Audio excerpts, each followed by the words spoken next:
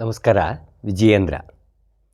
ಈ ಸಂತೋಷದ ಪರಮಾವಧಿಯನ್ನು ಗುರುತು ಹಾಕೋದು ಕಷ್ಟ. ಸಂತೋಷ ಹೇಗೆ ಬರುತ್ತೆ, ಸಂತೋಷ ಏನೇನರಲ್ಲಿ ಬರುತ್ತೆ, ಏನೇನರಿಂದ ಸಂತೋಷ ತರುತ್ತೆ ಅನ್ನೋದನ್ನು ಗುರುತು ಹಾಕೋದು ಕಷ್ಟ.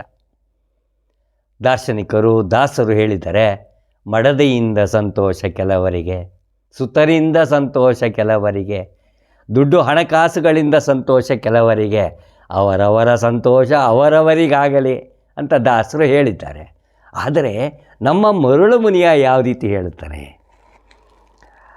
ತುರಿ ಬಂದ ಮೈಯ ಬೆರಳಿನಿಂ ಕೆರೆವುದೇ ಸುಖ. ಮೈ ನೆವೆಯಾಗಿರುತ್ತಲ್ಲ, ಆಗ ಯಾರಿದ್ದಾರೆ ಯಾರಿಲ್ಲ ಯಾರೂ ನೋಡೋದಿಲ್ಲ.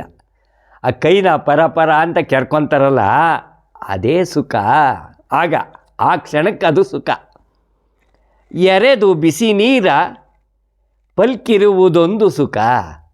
ಆಗ ಮೈ ನಾವೇ ತಡೆಯೋಕ್ಕಾಗ್ದಲೇ ಬಿಸಿನೀರು ಹಾಕ್ಕೊಂಡು ಮೈ ಉಜ್ಕೋತಾನಲ್ಲ, ಅದು ಇನ್ನೊಂಥರ ಸುಖ. ಉರಿ ಎಂದು ಲೇಪಗಳ ಸವರಿ ನಿನ್ನೊಂದು ಸುಖ. ಉರಿ ಅಂತೇಳಿ ಈ ತುರಿ ಕಜ್ಜಿ ಉರಿ ಆದಾಗ ಈ ಗಂಧ ಇಂಥವನ್ನೆಲ್ಲ ತೇದು ಲೇಪನ, ಯಾರೋ ಆಯುರ್ವೇದಿಕರು ಹೇಳಿದರೆ ಸೊಪ್ಪು ಇವನ್ನೆಲ್ಲ ಅರೆದು, ಬೇವಿನ ಸೊಪ್ಪು ಇವನ್ನೆಲ್ಲ ಕುಟ್ಟಿ ಅರಿಷ್ಟ ಇದೆಲ್ಲ ಹಾಕ್ಕೊಂಡು ಮೈಗೆ ಲೇಪನದಂತೆ ಹಚ್ಕೊಂಡಾಗ ತಣ್ಣಗಾಗುತ್ತಲ್ಲ, ಅದು ಒಂಥರ ಸುಖ. ಈ ನರ ಸುಖಗಳಿವೆ ತಾನೇ.